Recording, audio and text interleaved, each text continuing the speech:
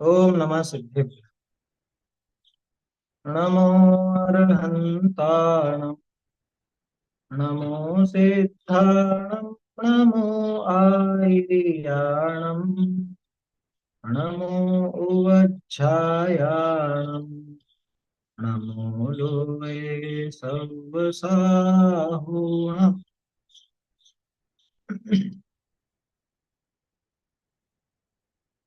मंगलाचरण बोलना चाहते हो? फिर मंगलाचरण बोले।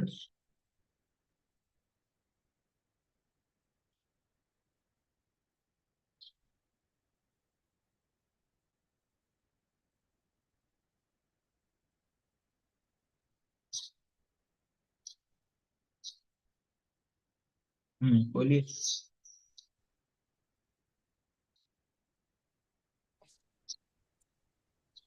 तामर प्रणतमौलिमणि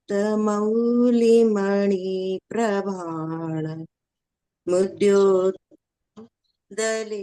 पापतमो वितान सम्यक् प्रणम्य जिनपाद युगं युगादा वालम्बनं भवजले पतितां जनानां यशंस्तुत सकलवाङ्मय तत्त्वबोधा दुद्भूत बुद्धिपटुभिः सुरलोकनाथ स्तोत्रैर्जगत्रितय चित्तहरैरुदारैः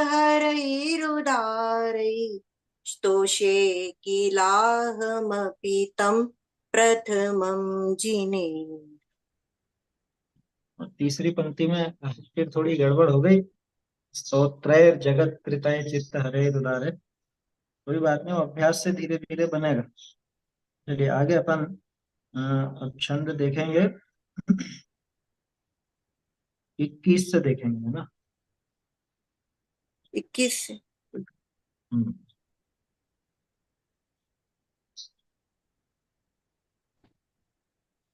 कोई बोल रहा है? बोलिए, आप बोलिए। आगे और बोलिए। कोई बोल रहे हैं क्या? आप बोल लीजिए, फिर बाद में और भी है, मैं काफी ही जगह है। बोलूं? मन्ये वरम हरिहरादय एव दृष्टा दृष्टेषु येषु हृदयं त्वयि तोषमेति किं वीक्षितेन भवता भुवि येन नान्य कश्चिन्मनो हरति नाथ भवान्तरेति।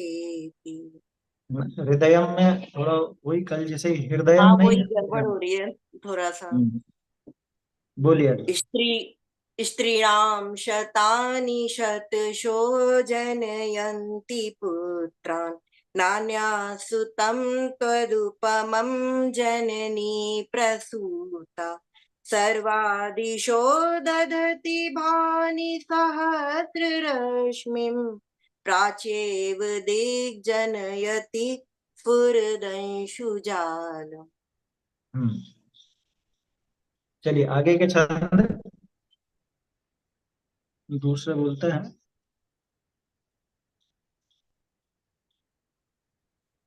कोई और है कि मैं पढूं? हाँ हाँ, आगे बोल रहा हूँ, मृत्यु जी। स्वा स्वामं मनन्ति मुनया परमं पुमात् मदित्यवर्णममलं तमसा परासात् त्वमेव सम्यक् उपलभ्य जयन्ति मृत्यु नान्यं शिवा शिवपदस्य मुनीन्द्रपन्था त्वामं सम्यक उपलब्ध एक साथ बोलने का है, सम्यक उपलब्ध, है ना? और मृत्युम, मृत्यु नहीं, मृत्युम। मृत्यु पढ़िए, अगला पढ़िए। त्वां त्वामूलयं विभुमञ्चितमसङ्ख्यामाद्यं ब्रह्माणमीश्वरमनन्तमनङ्गकेतुं योगेश्वरं विदितयोगमनेकमेकं ज्ञानरूपममलं प्रवदन्ति सन्ता। इसमें पहली पंक्ति में थोड़ी दिक्कत है बोलने में, तो हम अव्यय वो एक साथ में बोलने में स्लो बनेगा उसका, तभी अभ्यास ढंग से हो पाएगा। एक और पढ़ लीजिए। बुद्ध त्वमेव विभूतार्जित बुद्धिबोधात् त्वं शङ्करोऽसि भुवनत्रय शङ्करत्वात् दातासि धीर शिवमार्गविधेर्विधानात् व्यक्तं त्वमेव भगवन् पुरुषत्वमोऽसि। ठीक है, थोड़ा अभ्यास जैसे जैसे बढ़ेगा वैसे फ्लो बनता जाएगा उसमें। चलिए आगे, और कौन पढ़ना चाहता है? हाँ। तुभ्यं नमः श्रीभुवनातिहराय नाथ। तुभ्यं नमः क्षितितलामलभूषणाय। तुभ्यं नमः श्रीजगतः परमेश्वराय। तुभ्यं नमो जिनभवोदधिशोषणाय। ठीक है। कोविदत्र यदि नाम गुणैरशेषै स्वं संसृतो निरवकाशतया मुनीश। दोषैरुपात विविधाश्रयजात गर्वै स्वप्नान्तरेऽपि न कदाचिदपीक्षितोऽसि। उच्चैरशोकतरुसंसृतमन्मयूख मा भाति रूपममलं भवतो नितान्तम्। स्पष्टोल्लसत्किरणमस्ततमोवितानम् बिम्बं रवेरिव पयोधर पार्श्ववर्ती। ठीक है, बस इन तक। मुन्मयूख, मनमयूख नहीं, ओ राइट। हाँ हाँ। इस संस्कृत मनमयूख नहीं है, संस्कृत मुन्मयूख। और अच्छा। एक वही, सभी जन थोड़ा ध्यान दें, पहला अक्षर उसको थोड़ा सा जोर दे करके अपने को लेना है। जैसे पीछे भी वो निकला था, तुभ्यम नमः। तुभ्यम हाँ। नमः नहीं, तुभ्यम नमः, इस तरह से उसको जोर दे करके बोलना चाहिए। यस। चलिए आगे के तीन छंद।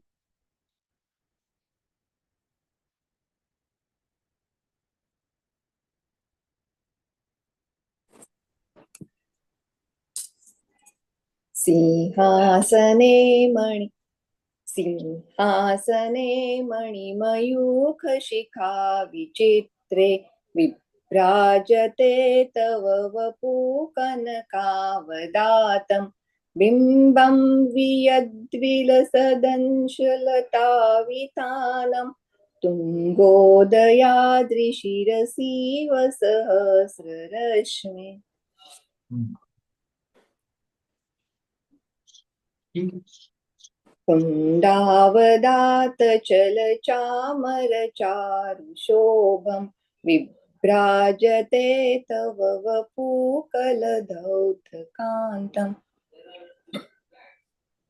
उद्यच्छशाङ्कशुचिनिर्झरवारिधार मुच्चैस्तटं सुरगिरेरिव शातकौम्बम्। यहाँ पिछले पे वाले छंद में भी वपु, वपु जो है, वपु में थोड़ा सा वपु है वो ना, वपु थोड़ा सा दीर्घ लग रहा है सुनने में। हाँ, विभ्राजते तव वपु कलधौतकान्तम्। वपु है ना, वपु। विसर्ग की गति है ना। यहाँ पे वारिधारम कहना चाहिए था क्या? फिर उच्चैस्तटम करना चाहिए था ना? हाँ, अगर रुक रहे हैं तो वारी धारम, और नहीं रुक रहे हैं तो वारी धार मुच्चे स्तटम, इस तरह से होता है। हम रुक रुक के ही तो बोल रहे हैं ना, हम जो पाठ करें तो हम रुक रुक के कर रहे हैं। अगर रुक रहे हैं अपन तो फिर वहीं पे समाप्त करें, विसर्ग हो या हलंत हो, उसको वहीं समाप्त कर देना चाहिए। बोलिए छ- अगर। छत्रत्रयं तव विभाति शशाङ्ककान्तम् उच्चैस्थितं स्थगितभानुकर प्रतापम् मुक्ताफलप्रकरजालविवृद्धशोभं प्रख्यापयत्रिजगतः परमेश्वरत्वम्। बिल्कुल सही है। चलिए आगे के तीन छंद पढ़िए।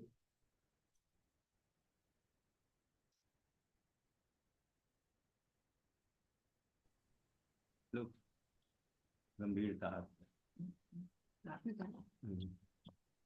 करो ना। बोलिए। हाँ।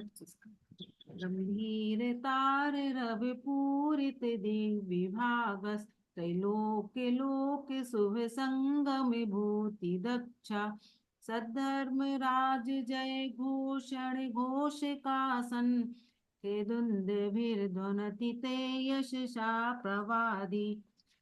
हाँ ठीक है, बस वो पहला अक्षर जो है थोड़ा जोर देकर बोलने का है। आर्य सुंदर नमेरु सुपारी जात संतानिकादि कुसुमोत्कर वृष्टि रुद्धा गंधोद बिंदु शुभ मंद मरुत प्रपाता दिव्या दिवा पतति ते बच साम तेरवा। वृष्टि है ना, वृष्टि नहीं, वृष्टि। सुंबत प्रभावलय भूरि विभा विभोस्ते लोकत्रये धुतिमतां धुतिमाक्षिपन्ति प्रोदद्दिवाकर निरन्तर भूरि संख्या दीप्त्या जयत्यपि निशामपि सौम्य सौम्य दीप्त्या। ठीक है उच्चारण तो बस वो पहले अक्षर पर ही जोर देने का सोचना चाहिए। देखिए मैं उस बात पे इसलिए अब कहने लगा हूं आपसे, क्योंकि आप अगर व्याकरण की दृष्टि से देखोगे तो छंद में जो बनावट है वसंत तिलका की, पहला अक्षर दीर्घ होता है। अब आप अगर प्रोद्यत दिवाकर, प्रोद्यत बोलो या उद्यत बोलो तो एक जैसा दिख रहा है, वहां उसको दीर्घ लेना है अपने को। प्रोद्यत दिवाकर है ना, या दीप्त्या, जल्दी से बोल देंगे उसको अपन तो वो दीर्घ वाली ध्वनि नहीं आती। चलने में वो धुन भी चलती है और सुनने में अच्छी लगती है लोगों को, लेकिन वो उसके अनुसार उचित नहीं है। जहाँ दीर्घ है वहां दीर्घ ही बोलना चाहिए, लघु है तो लघु बोलना चाहिए। चलिए, तो अपन ने कल भामंडल तक की बात कर ली थी। प्रश्न है क्या कुछ आपका? हाँ बोलिए। ये कल ये जो 33 नंबर में श्लोक में आखिरी में दिव्या दिव पतति ते वचसाम ततिर्वा, ततिर्वा का क्या बोले थे आपने? ततिर्वा ततिह वाह, ततिर्वा में ततिह वाह, तति यानी पंक्ति, वचसाम ततिह यानी वचनों की पंक्ति। वाह तो अथवा के लिए है ना, भाई ये बारिश होती है अथवा हम यूं समझते हैं कि आपकी वचनों की पंक्ति ही खिल रही, उसी के अनुसार ये पुष्प वृष्टि हो रही, ऐसा था। प्रति यानी पंक्ति। चलिए, तो 34वें तक कल अपन ने देखा था। 35वां आज अपने को देखना है, अंतिम प्रातिहार्य है, 8वां प्रातिहार्य। और मतलब मुझे तो व्यक्तिगत रूप से सबसे महत्वपूर्ण प्रातिहार्य ही यही है। इसके अलावा बाकी के 7 हो या नहीं हो उससे हमको क्या लेना देना, है ना। भामंडल हो या नहीं हो, 3 छत्र हो या नहीं, हमें तो दिव्य ध्वनि से काम। ये सबसे जोरदार प्रतिहार है और अपने काम का प्रतिहार, क्या ऐसा इसको समझना चाहिए। अ, इसको देखते हैं अपन इस छंद को।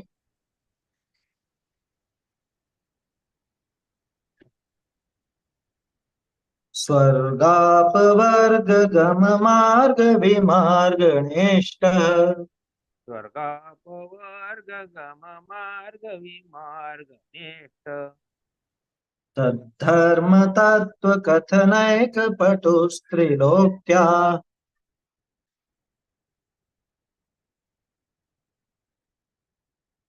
दिव्यध्वनिर्भवति ते विशदार्थ सर्व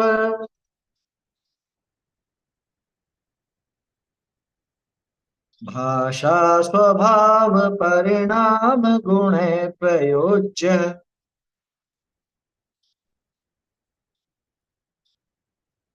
स्वर्गापवर्ग गम मार्ग विमार्ग नेष्ट सद्धर्म तत्व कथनैक पटुस्त्रिलोक्या।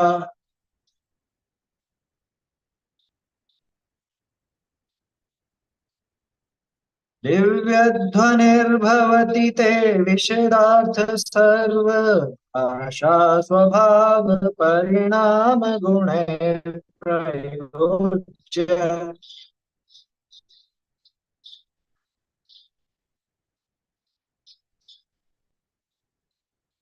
देखिए यहाँ पे छपने में थोड़ी गलती हो गई है, गुणे में एक ही मात्रा लगाना छूट गया है यहाँ पर, तो वो समझ लीजिएगा आप। यहाँ पे जो अंतिम पंक्ति में गुण और प्रयोज्य लिखा है ना, गुणय है, गुणय। और विसर्ग का र तो हो ही गया, वो आपको ध्यान है। चलिए एक एक शब्द देखते हैं।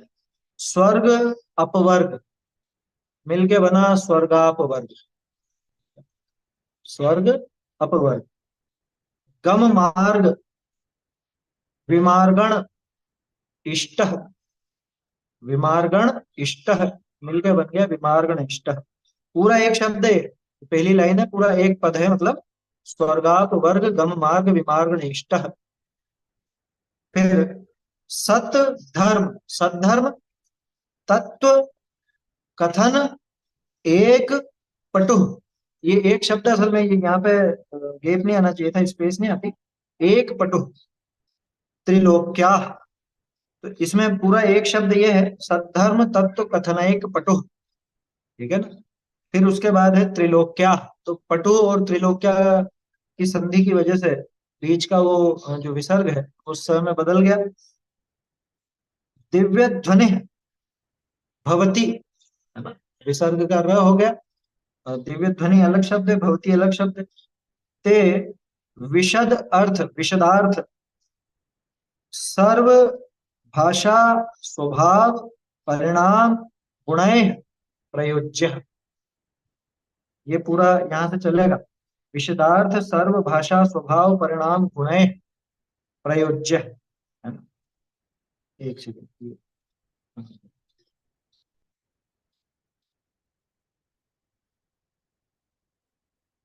देखिए, तो ये सब इस तरह से पूरा शब्द है ये। विशदार्थ सर्व भाषा स्वभाव परिणाम गुणैः, और फिर आगे प्रयोज्य अलग शब्द। अर्थ समझते हैं इसका। वैसे सिंपल है, इसमें नीचे वाली पंक्तियों में डबल अर्थ बनता है।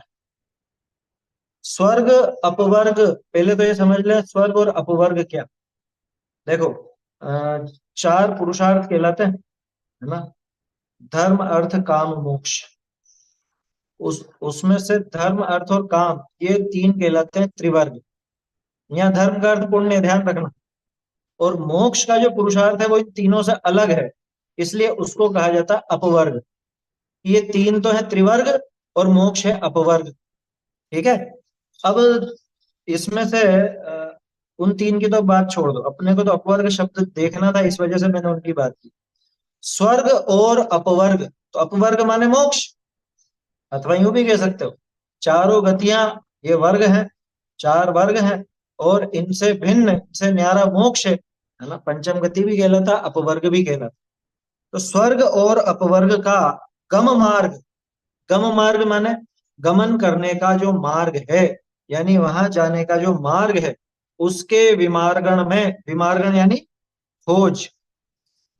जैसे मार्गणा पढ़ते हैं ना अपन, 14 मार्गणा है। तो मार्गणा में जब आप पढ़ोगे तो मार्गणा शब्द का अर्थ ही खोज होता है। 14 मार्गणा का मतलब कि 14 जगह जहाँ पे जीव को खोजा जाए। जीव की चर्चा किस किस बहाने हो सकती है, गतियों के माध्यम से हो सकती है। गतियों में जीव को देखा जा सकता है, इंद्रियों में जीव को देखा जा सकता है। मतलब जीव की चर्चा किस किस मार्ग से हो सके, वो मार्गणाएं कहलाती है। तो मार्गणा माने खोज, और गम मार्ग विमार्गण, यानी कि उनमें गमन करने के मार्ग की खोज करने में जो इष्ट है। क्या मतलब, इस स्वर्ग और मोक्ष का रास्ता बताने में जो अपना प्रयोजन पूरा करती है, स्वर्ग और मोक्ष का रास्ता दिखाने वाली है, उस मार्ग की खोज करने वाली है। और सद्धर्म तत्व कथनैक पटु त्रिलोक्या, क्या है सत धर्म, सच्चा धर्म। अब सच्चा धर्म क्या होता है, झूठा धर्म भी कोई होता है कि भाई धर्म के नाम पर जो कुछ भी ऐसा चल रहा हो जिसमें धर्म का लक्षण नहीं, जो जीव को सुखी न करके दुख को ही बढ़ावा देता हो, वो वास्तव में मिथ्या धर्म है, कुधर्म है। और जो जीव को पाप से छुड़ाकर पुण्य में, अथवा यूं कह लें अपन कि दुख से छुड़ाकर सुख में, सीधे शब्दों में कहूं तो दुख से छुड़ाकर सुख में स्थापित कर दे, उसका नाम धर्म।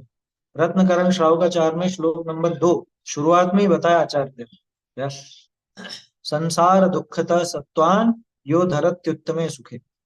मैं उस धर्म का कथन करूंगा, देश यानी समीचीनम धर्मम कर्म निवारणम संसार दुखता सत्वान यो धरत्युत्तमे सुखे, कि जो कर्मों का निवारण करने वाला है उसको उसको धर्म कहा जाता है। हाँ, एक चीज और है, अपन ने जब बात की सद्धर्म और अधर्म, अब थोड़ा सा ध्यान से सुनिए। धर्म में तो पाप पुण्य इत्यादि सब नष्ट होते हैं, है ना। जैसे अरहंत भगवान, वो धीरे धीरे सबका क्षय करते जाते हैं। साता वेदनी आदि शुभ प्रकृतियां, पुण्य प्रकृतियां जो कहलाती है, उनका भी नाश होता है ना। सिद्ध बनते हैं, तब कौन सा पुण्य साथ में जाता है? कुछ भी नहीं होता, है ना। पुण्य पाप सब कर्मों का नाश हो जाता है। पाप पुण्य सब नाश के, ज्ञान भान प्रकाश, ऐसा पूजा में आता है। तो जब उनका नाश हुआ, इसका मतलब वो काम के नहीं थे, और उनको ही काम का बतावे, उनको ही धर्म बतावे, उनमें ही सुख बतावे, तो ये धर्म के नाम पर तो अधर्म है भाई। सामान्य तौर पर व्यवहार से, लोक भाषा के हिसाब से किसी किसी चीज में अपन धर्म कह देते हैं, धार्मिक क्रिया भी कह देते हैं, लेकिन वो धार्मिक क्रिया तो तब कहलाती है ना जब वो धर्म की तरफ ले जाए। लेकिन वो पुण्य में ही संतुष्ट करके रख देवे, तो वो धर्म नहीं। इसलिए सत धर्म, तत्व में भी सत लगाना, सत तत्व, सत धर्म और सत तत्व का। ये कुतत्व भी होते हैं क्या? क्या हाँ, होते हैं ना। तत्व कुतत्व पिछाने नहीं पड़ा क्या छेड़ा? तो कुतत्व क्या? अन्य मतों के द्वारा जो विपरीत बात बताई गई, जो समझ लीजिए धर्म नहीं है, जो वस्तु का स्वरूप नहीं है, ऐसे वस्तु के स्वरूप से विपरीत तत्व बताया जाए, वो कुतत्व है। तो सद्धर्म का और तत्वों का कथन करने में एक पटु मतलब कि पूरे विश्व में एक ही पटु, पटु बोलते हैं चतुर को। वैसे पटु का अर्थ वाचाल भी होता है ना, और पटु का अर्थ चतुर भी होता है। तो दिव्य ध्वनि में तो दोनों बातें हैं। दिव्य ध्वनि कथन करने की तो है, कथन ही तो किया जाता है, भगवान की ध्वनि है वो, है ना, दिव्य वाणी है, तो उसके द्वारा कथन किया जाता है। और पटुता ऐसी कि केवल ज्ञान पीछे बैठा हुआ है इसके साथ, तो जो जो बात आएगी बिल्कुल केवल ज्ञान के अनुसार ही आती। सद्धर्म तत्व कथन एक पटु, कि पूरे विश्व में सच्चे धर्म का और सच्चे तत्वों का कथन करने वाली एकमात्र जिनवाणी ही है, अन्य कोई और है ही नहीं।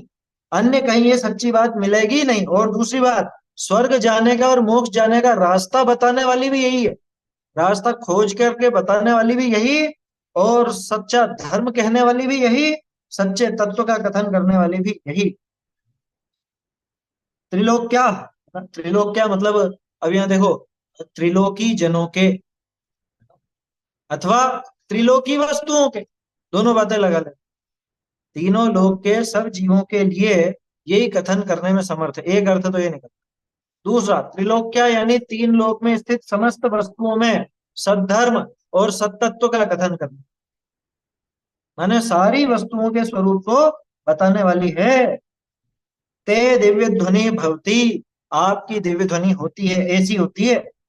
स्वर्ग और अपवर्ग के गम मार्ग का यानी गमन करने के मार्ग का विमार्गण करने वाली, विमार्गण में इष्ट यानी खोज करके दिखाने वाली, और सच्चे धर्म का, सच्चे तत्व का कथन करने में पूरे विश्व में इकलौती आपकी ही ये वाणी है। और कैसी है? ते यानी तो आपकी।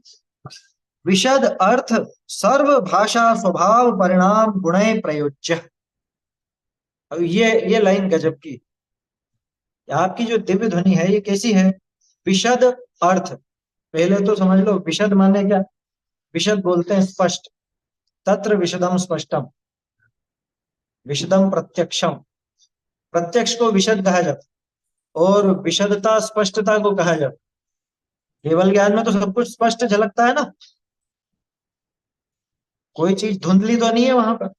केवल ज्ञान जगत के समस्त पदार्थों को, तीन लोक तीन काल की समस्त वस्तुओं को युगपत यानी एक साथ और स्पष्ट जानता है, और उसी जानने के अनुसार जिनवाणी होती है, जिनवाणी निकलती है। तो दिव्य ध्वनि जो खिड़ती है वो भी विशद अर्थ वाली है। बहुत से लोग विशद का अर्थ विस्तृत ले लेते हैं, विशद का अर्थ विस्तृत भी होता है, लेकिन यहाँ पे वही बात नहीं है। यहाँ पे तो स्पष्टता की बात है, कि जितनी स्पष्टता से जीव का स्वभाव जैन दर्शन में दिखाया, दिव्य वाणी में, दिव्य ध्वनि में दिखाया, क्या वैसा कहीं और दिखाया गया? जितनी स्पष्टता जिनवाणी में है, क्या वैसी स्पष्टता किसी और व्यक्ति में, किसी और वाणी में है? जनवाणी तो तरह तरह की होती, लेकिन जिनवाणी में तो विशदता प्रत्यक्षता होती। विशद अर्थ सर्व, ये सारे ही अर्थ विशदता से प्रतिभाषित होते हैं। अर्थ यानी पदार्थ, अर्थ बोलो, पदार्थ बोलो, द्रव्य बोलो, वस्तु बोलो, तत्व बोलो, ये सब एक ही है यहाँ पे।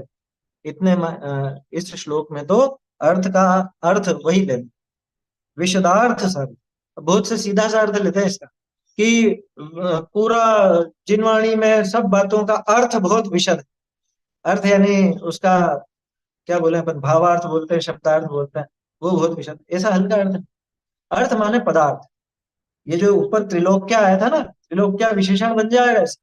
तीनों लोक के समस्त पदार्थों को विशद रूप से कथन करने वाली। अब देखो, अब जो आगे का आ रहा है शब्द, है ना, इसके अर्थ गजब के बनते हैं। सर्व भाषा स्वभाव परिणाम गुणे प्रयोज्य। सर्व भाषा, सर्व भाषा स्वभाव, ये सारी ही भाषाओं में, यानी सारी सभी तरह की भाषाएं। कितनी भाषाओं में होती है दिव्य ध्वनि? दिव्य ध्वनि तो जो खिरती है सो खिरती है, वो तो ओंकारमयी होती है, ये भी नहीं कहना, क्योंकि शास्त्रों में ओंकारमयी नहीं, निरक्षरी आता है। आचार्यों ने निरक्षरी लिखा, दिव्य ध्वनि निरक्षरी खिरती है ना। एकाक्षरी भी कहते हैं, निरक्षरी भी कहते हैं। हाँ, है ना। उसमें आता है 10 अष्ट महाभाषा समेत लघु भाषा 7 शतक सुचेत, है? रवि शशिन हरे सो तम हराय सो शास्त्र नमो बहुप्रीति व्याय। देवशास्त्र गुरु की पूजा है। 10 अष्ट महाभाषा समेत, 10 अष्ट यानी 18, 18 तो महाभाषाएं, लघु भाषा 7 शतक सुचेत, लघु भाषा 700, तो 700 लघु भाषाएं और 18 महाभाषाएं हो गई सर्व भाषाएं। वहां पे रहने वाले जितने भी भाषा भाषी लोग होते हैं, अरे जानवर भी, देव भी, है ना, ऐसा। पहली पूजा कौन सी? पहली क्या, वो तो देवशास्त्र गुरु की है, दयानंद राय जी की। दयानंद राय जी की जो पूजा है उसको ही कह रहे हो शायद आप, पहली पूजा। वो पहली नहीं है, आप पहली किस हिसाब से कह रहे हो? देवशास्त्र गुरु की सबसे पहले उन्होंने लिखी क्यों? पूजाओं की किताब में सबसे पहले आती है। हाँ हाँ, इस तरह से सही। पूजाओं की पुस्तकों में सबसे पहला नंबर आता है दयानंद राय जी की देवशास्त्र गुरु की पूजा का, है ना। वैसे पूजाएं उनके पहले भी लिखी गई, देवशास्त्र गुरु की भी, है ना, वो अलग है। लेकिन दयानंद राय जी ने तो बहुत कमाल किया। देखो कभी मौका लगेगा ना तो पूजाएं भी लेंगे ऐसा अलग से। पहले लिए वैसे दयानंद राय जी वाली तो लिए, देवशास्त्र गुरु की पूजा पर तो बात की थी अपन ने। देखो क्या कह रहे हैं, सर्व भाषा, सारी भाषा के स्वभाव रूप परिणमन करने वाली, ऐसी गुण युक्त, ऐसे गुण है प्रयोज्य, ऐसे गुणों से जुड़ी हुई। एक अर्थ तो ये निकलता है, अभी दूसरा अर्थ भी निकलेगा जोरदार। सारी ही भाषाओं में स्वभाव रूप से परिणमन कर जाए, ऐसे गुण वाली है। स्वाभाविक परिणमन करने वाली क्या मतलब, कि जैसा भी अपन अलग अलग प्रांत के बैठे हुए हैं ना, कोई कहाँ का है, कोई कहाँ का है? किसी को मराठी आती है, किसी को गुजराती आती है, किसी को कन्नड़ आती है, किसी को हिंदी आती है, कोई अंग्रेजी में समझता है। तो जो जिस भाषा में समझता हो, अरे कुत्ते की भाषा कुत्ते को, बिल्ली की भाषा बिल्ली को, गाय की भाषा गाय को, और जो जानवर जैसा हो, जिसको जैसी भाषा समझ में आती हो, वो उस भाषा में वहां पर समझ जाता है। तो सर्व भाषा स्वभाव परिणाम, सर्व भाषा रूप इसका स्वभाव है, सर्व भाषा रूप परिणमन करने का इसका स्वभाव है दिव्य ध्वनि का, ऐसे गुणों से युक्त है। अब दूसरा अर्थ, स्वभाव परिणाम गुणे प्रयोज्य विशदार्थ। जो अर्थ थे ना पदार्थ, वो कैसे थे? वो पदार्थ कैसे इसमें खिल करके खुल करके आते हैं? स्वभाव माने द्रव्य, परिणाम तो पर्याय है ही सही, और गुण यानी गुण, तो द्रव्य गुण पर्याय। प्रत्येक पदार्थ, ये जो ऊपर है ना विशदार्थ सर्व, और भाषा यानी कथन करने वाली। भाषा का अर्थ वो भाषा तो है ही सही, लेकिन यहाँ जब दूसरा अर्थ अपन निकालते हैं तो भाषा का मतलब कथन करने वाली, और भाषा का अर्थ गंभीर भी होता है। वचन गुरु भाषा ऐसा आता है, तो भाषा का अर्थ गंभीर भी होता है। गंभीर रूप से यानी बहुत विस्तार से, और विशद रूप से यानी कि बिल्कुल विशद क्या कहें अपन, स्पष्ट रूप से स्वभाव परिणाम गुणे, यानी कि द्रव्य गुण पर्याय युक्त अर्थ, ऊपर अर्थ शब्द था ना, उन अर्थों का विशद रूप से वर्णन करने वाली है। गुणे प्रयोज्य, प्रयोज्य मतलब उनसे जुड़े हुए, उनसे सहित, सहित पदार्थों का विशद रूप से कथन करने वाली। ऐसी गजब की दिव्य ध्वनि, कि आपकी ऐसी दिव्य ध्वनि खींचती, जहां 18 भाषाएं और 718 तो महाभाषाएं और 700 लघु भाषाएं, ऐसे 718 भाषाओं में दिव्य ध्वनि कीर्ति। तो भगवान इसे अलग अलग भाषा में कैसे बोलते होंगे? क्या होता होगा कि भगवान कुछ नहीं बोलते करते, मुंह से तो बोलना होता ही नहीं है। वो जो दिव्य ध्वनि कीर्ति कहां से कीर्ति है? वो पूरे शरीर से, सर्वांग से, पूरा शरीर ही, भगवान का वो शरीर ही उस वाणी रूप परिणमित होता, ऐसा कथन आता। तो शरीर ही उस वाणी रूप परिणमित, इसीलिए तो कोई भाषा नहीं, निरक्षरी है। तो निरक्षरी तो समझेंगे कैसे? देखो वहां जो ध्वनि होती है वो ऐसी कुछ गंभीर होती है, और ये देवों का ऐसा अतिशय है कि जो जीव जहां बैठा है, जब वो ध्वनि उसके पास पहुंचती है, या यूं समझ लो कि उसके माध्यम से, उसके निमित्त से, उस दिव्य ध्वनि के निमित्त से वो कानों के पास के परमाणु उस भाषा रूप परिणमित हो जाते, आपको अपना आप वैसी सुनाई देने लग जाए। अब कोई सोचेगा ऐसा भी कोई हो सकता है क्या? है ये हिंदी में बोले और वो अंग्रेजी में सुनाई दे, ऐसा हो सकता है क्या? अरे होता है, और अब तो आपके फोन में भी होता है? आपके फोन में नहीं होता क्या? हिंदी इंग्लिश सब तो पकड़ता है वो, आप उससे जैसा सुनना चाहो वैसा सुना देता। और अपने विधानसभाओं में तो बहुत जगह पर ऐसा प्रयोग हो गया, लोकसभा में और इनमें, कोई स्पीकर कोई सी भी भाषा में बोल रहा हो, बोलने वाला, और इधर वो ईयरफोन लगा के बैठ जाते हैं, उसमें मान लो कन्नड़ सेट कर दी तो कन्नड़ में सुनाई देगा ट्रांसलेट होकर के, है बंगाली सेट कर दी तो बंगाली में सुनाई देगा, गुजराती सेट कर दी तो गुजराती में सुनाई देगा, हिंदी में तो हिंदी में, बोलने वाला तो किसी भी भाषा में बोलता। तो जब यहाँ लौकिक में ही ये प्रयोग होने लग गया, तो वो तो साक्षात समोसरण है, वहां तो इंद्रों का प्रभाव है, इंद्र व्यवस्थापक है वहां पर। दुनिया का सबसे बड़ा मैनेजर है, तो मतलब ये मैनेजमेंट की पढ़ाइयां करते हैं ना, वो कहीं नहीं लड़े, कहीं भी नहीं लगे उसके आगे। ऐसा दुनिया का सबसे बड़ा मैनेजमेंट गुरु वो इंद्र, वो क्या इतनी व्यवस्था नहीं कर पाएगा? कि यहाँ जो दिव्य ध्वनि कीर्ति है, अब जिस जीव को जैसी भाषा समझ में आती है उसको उसी भाषा में सुनाई देता है। और एक और मजे की बात, जो सुनना चाहता है वो सुनाई देता है। समझ में आई बात? दिव्य ध्वनि जो कीर्ति है ना, वो कोई एक ही विषय पर थोड़ी ना कीर्ति है, साउंड का ही मैनेजमेंट नहीं है, विषय का भी मैनेजमेंट है, विषय का भी मैनेजमेंट, वो अपने अपने कर्म के आधार से। क्या जैसे मान लो अपन सब जने गए समोसरण, अब आप में से किसी को तो वह राम जी का चरित्र सुनना चाहता हूं, तो राम जी का चरित्र सुनकर क्या, ठीक है, राम जी कैसे थे क्या थे, कोई गुण स्थान के बारे में जान करके आए, है कोई वहां पर, मतलब किसी को जानने की इच्छा हुई कि 11 प्रतिमाएं कैसी होती हैं, तो वो 11 प्रतिमाओं के बारे में जान गया। किसी को कि मुनिराज के 28 मूल गुण कैसे होते हैं, कि वो जान गया। कोई वो ज्ञान का सुपर प्रकाशक स्वभाव कैसा है वो जानने की इच्छा हुई, तो वो जान गया। तो एक ही समय पर अलग अलग कितने हजारों लाखों लोग बैठते हैं वहां, और सबके अलग अलग इच्छा होती है, और सबको अपने अपने अनुसार विषय सुनाई देता है, और वो विषय भी अपनी भाषा में सुनाई देता है। क्या गजब का मैनेजमेंट है, कौन करेगा ये तो वस्तु स्वभाव है, ये भगवान का प्रभाव है ना। दिव्य ध्वनि का ऐसा अद्भुत स्वभाव है कि सबकी अपनी अपनी भाषा में, और जो विषय जानना चाहें उस विषय को वहां जानने में आता है। ऐसा अद्भुत प्रभाव दिव्य ध्वनि का है ना। ये 8वां प्रातिहार, प्रातिहार हल्की फुल्की चीजें नहीं है, है? इसलिए मैंने कहा था 8वां तो सबसे जोरदार, और अपने काम का भी यही है, क्योंकि हमें और बाकी प्रातिहार्यों से लेना देना कुछ नहीं, हमें तो दिव्य ध्वनि से मतलब है, हमारा प्रयोजन तो दिव्य ध्वनि से हल होता है। स्वर्ग जाने का रास्ता भी इससे मिलता है, और मोक्ष जाने का।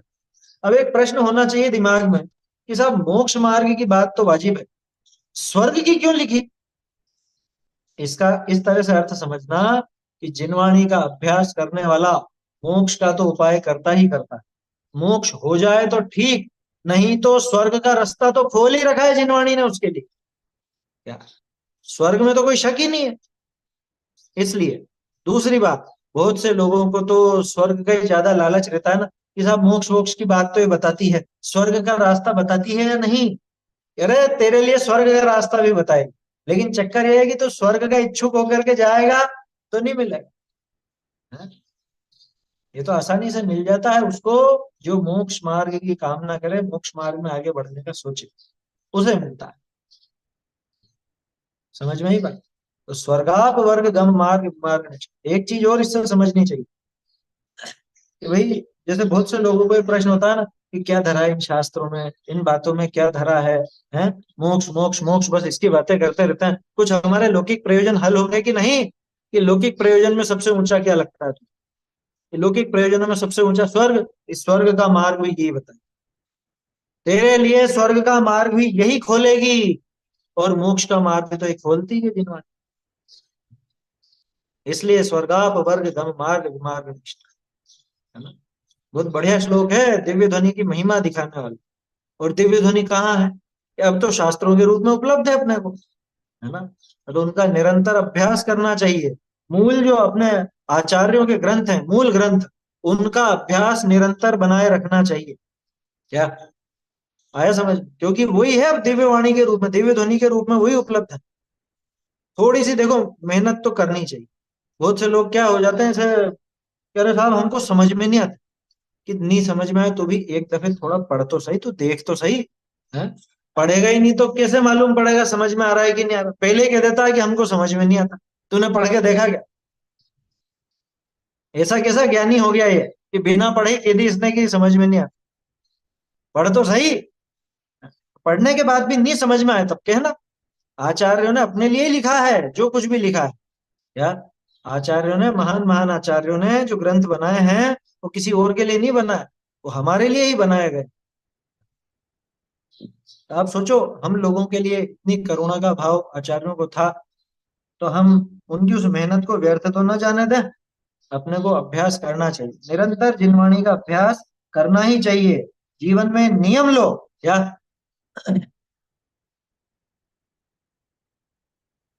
हाँ, गुणानाम विस्तरे बक्षे स्वभावानाम तथैव च। सही है, ये आलाप पद्धति का जो मंगलाचरण है, इसमें भी द्रव्य गुण पर्याय की बात आती है ना? पर्यायाणाम विशेषेण नत्वा वीरम प्रबुद्धे, ऐसा आता है आलाप पद्धति में। सही है, स्वभाव गुण और पर्याय। सही है, स्वभाव गुण और पर्याय का मतलब ही द्रव्य गुण पर्याय से, है ना? तो वो द्रव्य गुण पर्याय की बात ही जिनवाणी भी करती। अब इसमें अध्यात्म और क्या निकालें? द्रव्य गुण पर्याय की बात आ तो गई, वस्तु का द्रव्य गुण पर्यायात्मक जो स्वभाव है, उस स्वभाव को बताने वाली जिनवाणी है ना? जिनवाणी ही। और क्या लिख दिया? सद्धर्म तत्व कथन एक पटु, उसके कथन में एकमात्र पटु, पटु माने चतुर और सही ढंग से कहने वाला। तो पूरे विश्व में अगर वस्तु का स्वभाव, वस्तु द्रव्य गुण पर्यायात्मक रूप से कैसी है, ये स्वभाव अगर कोई दिखाने वाला है तो वो एकमात्र जिनवाणी है। जिनवाणी है और कोई नहीं। ऐसी जिनवाणी को नमस्कार, ऐसी दिव्य ध्वनि का प्रातिहार्य, मतलब ये चीज ऐसी देखो, बाकी के प्रातिहार्य अपने नमस्कार के योग्य नहीं है, वो तो शोभा है। लेकिन ये जो दिव्य ध्वनि है, दिव्य वाणी है, ये प्रतिहार, इसकी तो अपन पूजा करते, क्योंकि इससे हमको मोक्ष का मार्ग मिले, नहीं स्वर्ग का भी। अरे स्वर्ग की जाने दो बात, जहां ऊंचा काम हल हो रहा हो वहां नीचे की क्या वांछा कर, नीचे की क्या इच्छा करना।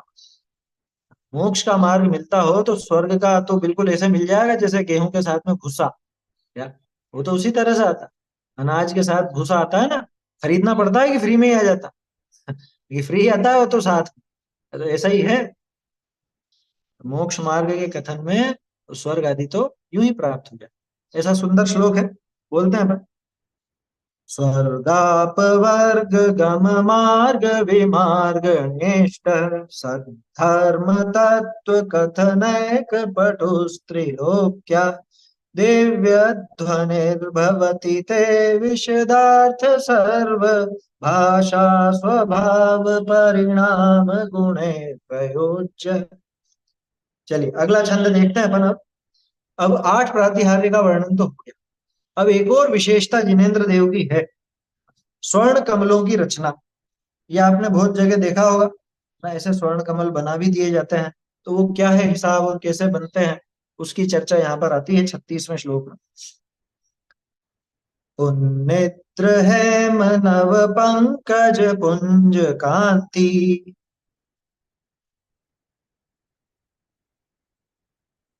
पर्युल्लसन्नख मयूख शिखाभिरामो,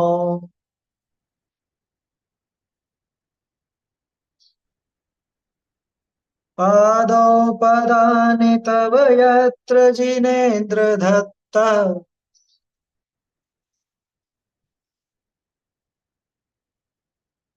पद्मानि तत्र विबुधा परिकल्पयन्ति।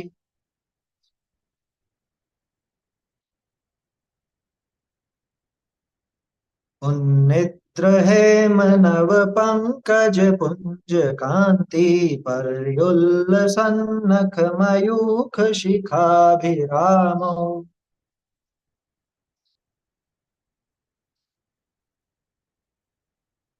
पादौ पदानि तव यत्र जिनेन्द्र दत्त, पद्मानि तत्र विबुधा परिकल्पयन्ति।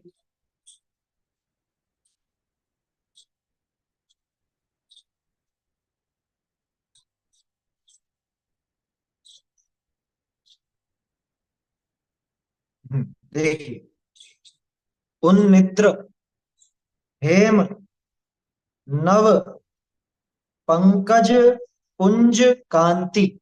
ये बड़ी की मात्रा यहाँ पे गलत है, पुंज कांति। पर्युल्लसत, परि उल्लसत, पर्युल्लसत, ये एक शब्द अलग है। और आगे नख है, इसलिए पर्युल्लसत का जो त है वो न बन गया, तो ये बन गया पर्युल्लसन्नख, है ना। असल में पर्युल्लसत नख मयूख शिखा अभिरामौ, शिखाभिरामौ, ये एक शब्द है पूरा। नख मयूख शिखाभिरामौ, नख मयूख शिखाभिरामौ। पादौ पदानि तव यत्र जिनेन्द्र दत्तः,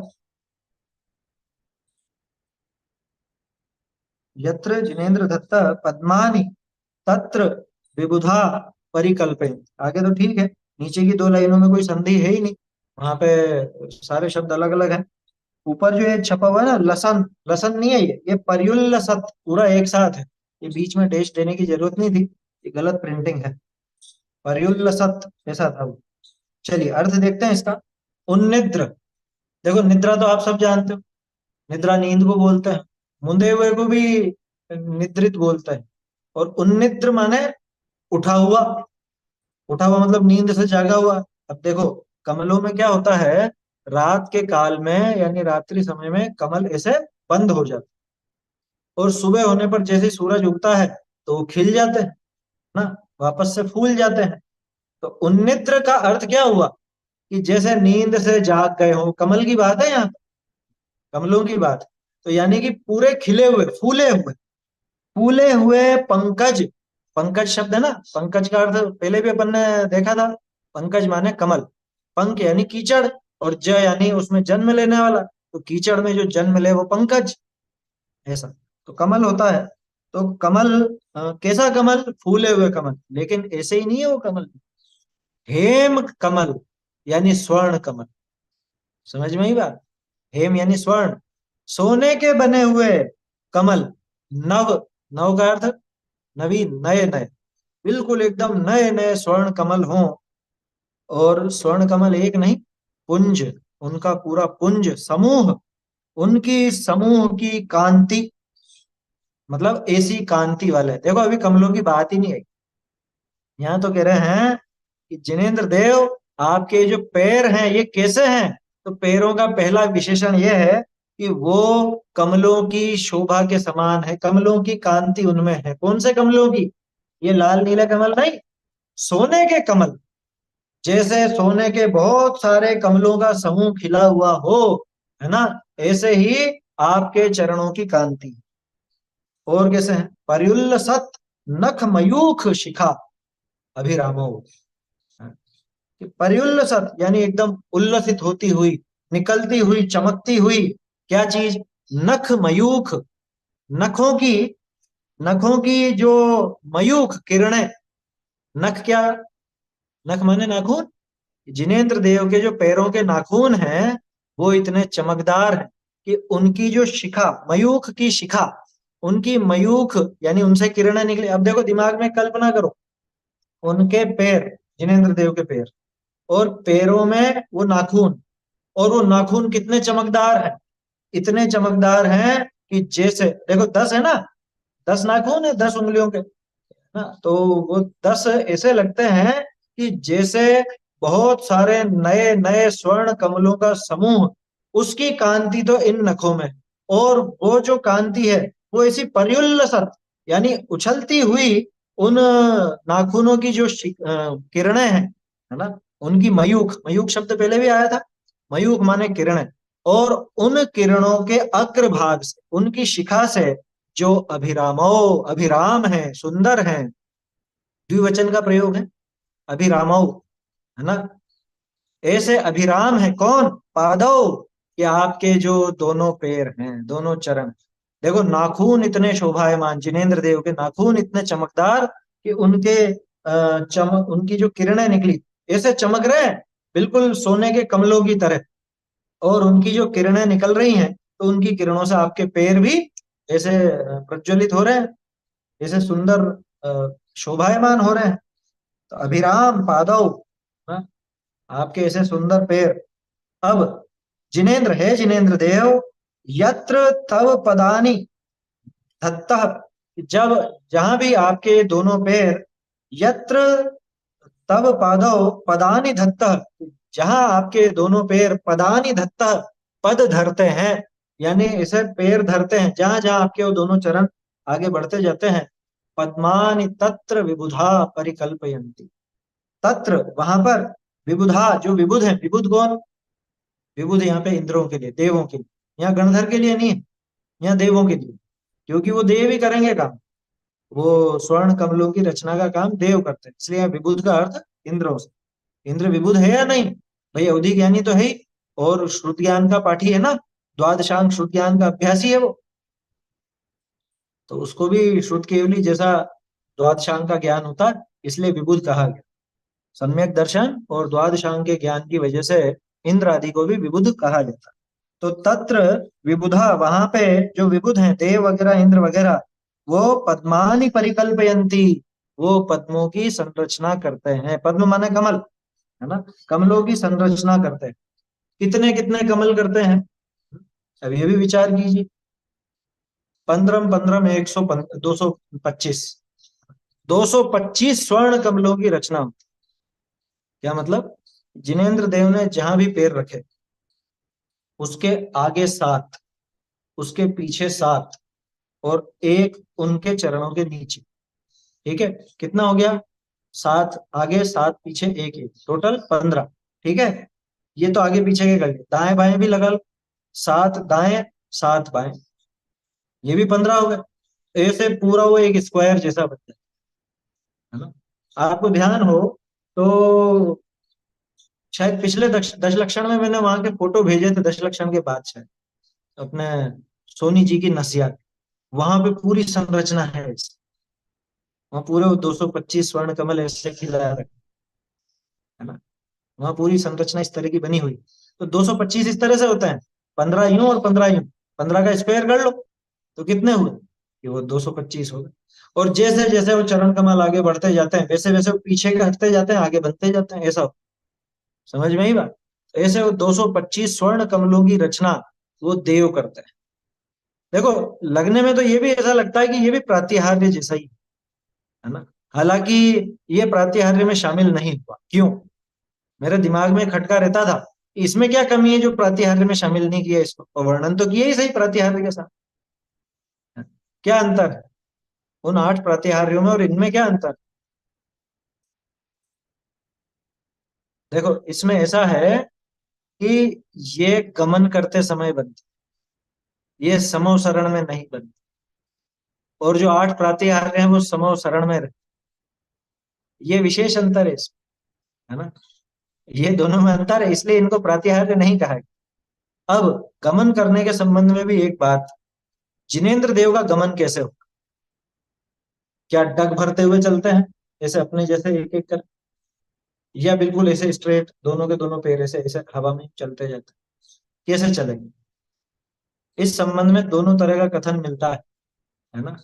डग भरते हुए चलते नहीं है, लेकिन होता क्या है, देखो जमीन के 4 अंगुल ऊपर चल रहे हैं, तो उनको जब 4 अंगुल ऊपर चल रहे हैं तो डग भरने की तो जरूरत ही नहीं है, ऐसे ऐसे करके चलने की। जैसे अपन पहले दायां पैर फिर बायां पैर फिर दायां फिर बायां, ऐसे करके तो वो नहीं चलेंगे, उनको जरूरत क्या है, तो वो तो ऐसे ही चलते हैं। परंतु देवों के प्रभाव से, देवों का अतिशय ऐसा है कि वो दिखते ऐसे हैं अपने को, दिखते इस तरह से, चलते नहीं है इस तरह से। ये सिद्धांत में कथन हो। टोडरमल जी ने तो डग भरने का लिखा समोसरण रचना वर्णन में। जब गमन होता है तो वो कदम कदम ऐसे बढ़ते जाते हैं, लेकिन वो दिखता है लोगों को ऐसा, वो डग भरते नहीं है। डग भरना तो समझते हैं ना, एक एक पैर एक एक कदम जैसे आगे बढ़ते हैं, उसी को यहाँ पदानी कहा गया। आदौ पदानि तव यत्र जिनेन्द्र दत्तः।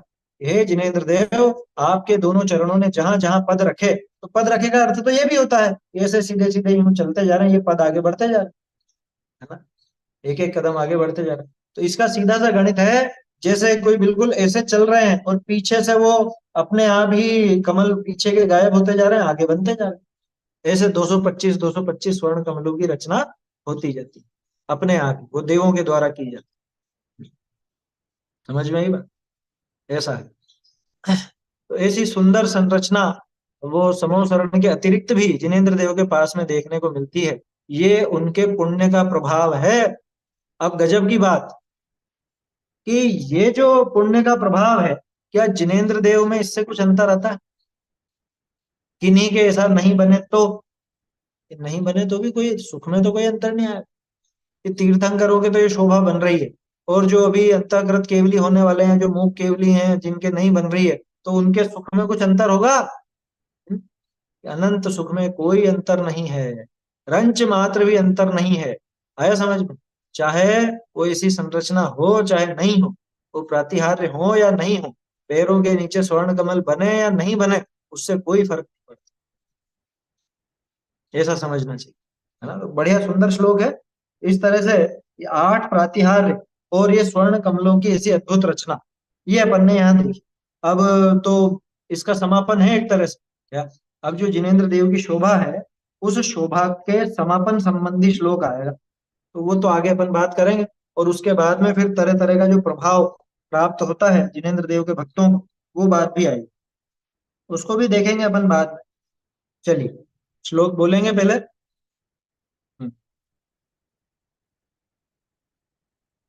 बोलिए।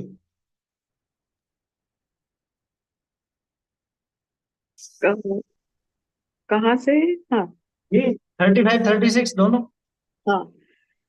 स्वर्गापवर्ग गम मार्ग विमार्गणेष्ट संतर्म तत्व कथनैक पटु स्त्रीलोक्या दिव्यध्वनि निभवते ते विशदार्थ सर्व भाषा स्वभाव परिणाम गुणै प्रयोज्या उन्निद्र हेम नव पंकज पुंज कांति पर्युल्लसन्नखमयूख शिखाभिरामौ पादौ पदानि यत्र तव यत्र जिनेन्द्र दत्त पद्मानि तत्र विबुधा परिकल्पयन्ति। ठीक है ना। थोड़ा सा अटकाव था पहले श्लोक में, वो तो अभ्यास से धीरे धीरे दूर हो जाएगा। चलिए, और कौन बोलना चाहते हैं? और मुझे वर्ग हाँ बोलिए। पर्युल्ल का मीनिंग क्या है? परिउल्ल नहीं है, मैंने कहा था ना परिउल्लसत, परि उल्लसत। उल्लसत यानी उल्लसित होती हुई, फैलती हुई, निकलती हुई, है ना। हाँ। परिउल्लसत यानी कि सब तरफ से, सब तरफ चमकदार ऐसी निकलती, उसको बोलते हैं परिउल्लसत। आगे नख है, नख यानी नाखून, मिलके बन गया परिउल्लसन्नख। ओके। बोलिए। स्वर्ग अवर्ग गमार्ग विमार्गणेष्ठा सद्धर्म तत्व कथनेक पटुस्त्रिलोक्या दिव्य ध्वनिर्भवति ते विशदार्थ सर्वा भाषा स्वभाव परिणाम गुणैर्प्रयोज्या। कथनेक में थोड़ा जोर देना चाहिए, कथनैक, बड़े की मात्रा है ना, जी। कथनैक। उन्निद्रहेम नव पंकज पुंज कांति पर्युल्लसन्नक मयूख शिखाभिरामौ पादौ पदानि तव यत्र जिनेन्द्र दत्ता पद्मानि तत्र विबुधा परिकल्पयन्ति। पद्मानी नहीं, पद्मानी। पद्म और पदम, ये दोनों बोलने में फर्क पड़ता है ना। जी। चलिए, और कोई?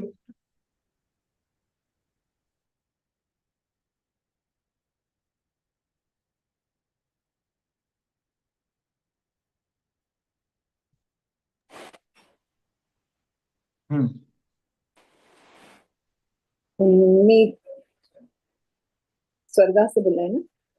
स्वर्गापवर्ग गम मार्ग विमार्ग निष्ठ सद्धर्म तत्व कथनैक पटु स्त्रीलोक्य दिव्यध्वनिर्भवति ते विशदार्थ सर्व भाषा स्वभाव परिणाम गुणै प्रयोज्य निग्रहे मनव पंकज पुंज कांति पर्युल्लसन्नखमयूख शिखाभिरामौ पादौ पदानि तव यत्र जिनेन्द्र दत्त पद्मानि तत्र विबुधा परिकल्पयन्ति। सही है। अभिरामों का अर्थ क्या लेना? अभिराम माने सुंदर, रमणीय, सुंदर, उसको अभिराम बोला जाता है।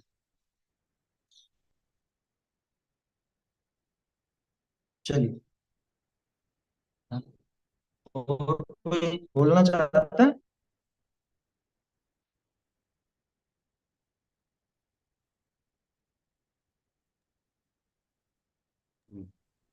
बोलिए। स्वर्गापवर्ग गमिमार्ग विमार्गणेष्ठा सद्धर्म तत्व कथनैक पटु स्त्रीलोक्या दिव्याध्वनिर्भवति ते विशदार्थ सर्व भाषा स्वभावे परिणामे गुणै प्रयोज्या दिव्य ध्वनि ऐसा बोलना चाहिए, दिव्य ध्वनि नहीं, दिव्य ध्वनि। उनिद्रहे विनव पंकज पुंज कांति परुल्लसन्नख मयूख शिखा विरामौ पादौ पदानि तव यत्र जिनेन्द्र दत्ता पद्मानि तत्र विबुधा परिकल्पयन्ति। हाँ ठीक है, वो बस पहला अक्षर ही थोड़ा जोर देना चाहिए, है ना। उन्निद्र नहीं, उन्निद्र बोलिए।